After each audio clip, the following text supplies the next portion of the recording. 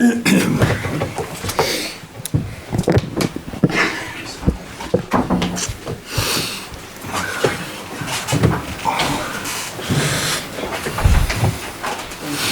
your takeaway from that performance? Takeaway was that a lot of the performance was right against a top side. But as you saw, you get punished because if you make the slightest mistake, they do punish you. I thought until their first goal, our shape was good. We knew we'd have to, give up the ball and work out of possession. We did it so well at Brighton. Different side today, they can open you up in different ways. I think with all due respect to Brighton, these can open you up in many different ways, which they did in the end. But a lot of the early performance was very good. The shape was very good. We wanted to build on the idea at Brighton when we could counter. We did on many occasions without the same final detail. And we arguably had the best chance until then with Mason Holgate from a set piece.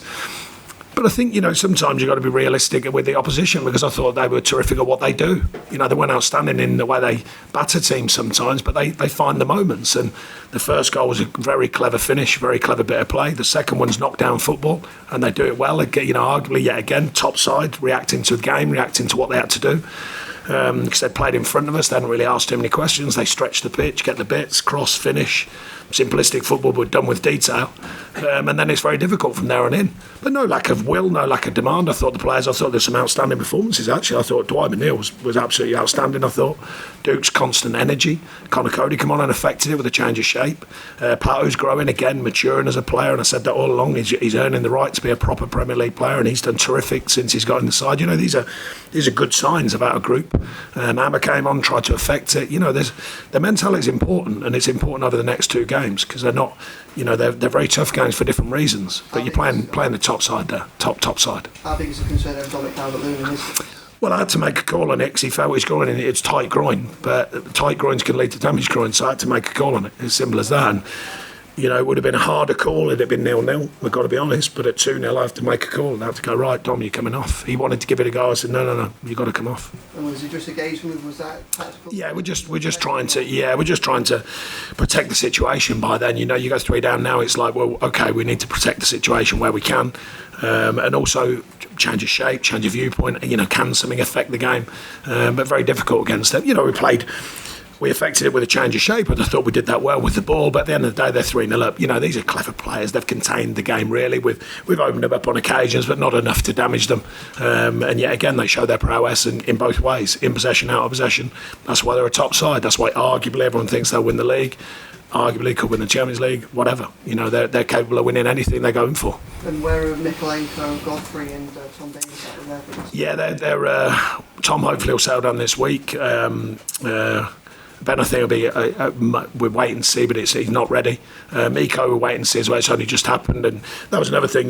We discussed a change of even the tactical shape and everything, but I mean, the player gets injured 20 minutes to go in a session, and it's a lot of ask then to start changing the shape when you've got 20 minutes to work on it before the end of the session, because obviously you've got a game the next day. So that was a tough one, and then Dom had to make a call on during the game. What is Chris? Sean, Guardiola's just been in and he was complaining about something Mina was doing during the game. He wouldn't really say, but he said he was doing it all the way through the game. Did he say anything to you? Do you know what it was about? No, he didn't say nothing to me, no. I wasn't aware of anything. He had words with Mina at the end of the game on the pitch. I don't know. I was in the dressing room, so I have no clue. I've no idea of that. Certainly nothing was said from any of that bench to me.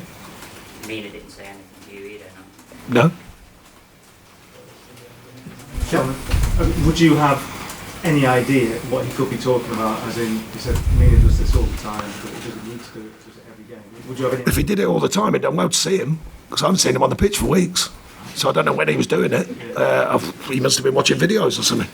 I haven't seen him in that long. So, yeah, I wouldn't know where he'd seen it from. And the idea of another manager coming onto the pitch and talking to one of your players about how they're behaving? No, I don't. Look, every manager has their own way of operating. I'm certainly not going to be questioning Pep Guardiola. I wouldn't expect managers to question me. They do, but I choose not to. So I wouldn't question any manager. They can all do their business how they wish to do it. I only want to do it the best they can for Everton Football Club. Sean, you said you discussed the change of shape before the game with Mikolenko's injury. Why didn't you go for that? Was it, like you said, Well, it was such a good performance at Brighton. Mason's played full-back here before, trying to protect him in that role and just get him to stay there, but it didn't work as well as we'd hoped, obviously. But at the end of the day, it was such a good performance. Everyone knew what they were doing. Everyone knew kind of similar game plan against a high possession side. Different, obviously. With all due respect to Brighton, I think these are another step. And it's how many times we could react on counter. And I thought we showed real signs of it again in the first half and broke the play well. And when we did, looked ineffective for us, but couldn't find as much detail in our counters as we did at Brighton, quite obviously. Effective from set pieces again. I mean, even second half, the game's got away from us, but I think we had 2 big chances from corners. They're all part of a performance. So, yeah, it was more that than anything. From what you saw after the change in the second half, is that a viable option? Yeah, I don't think it's a case where it's not been viable. I just think, as many players as we can get in the right slots, as many players as we can find to be effective.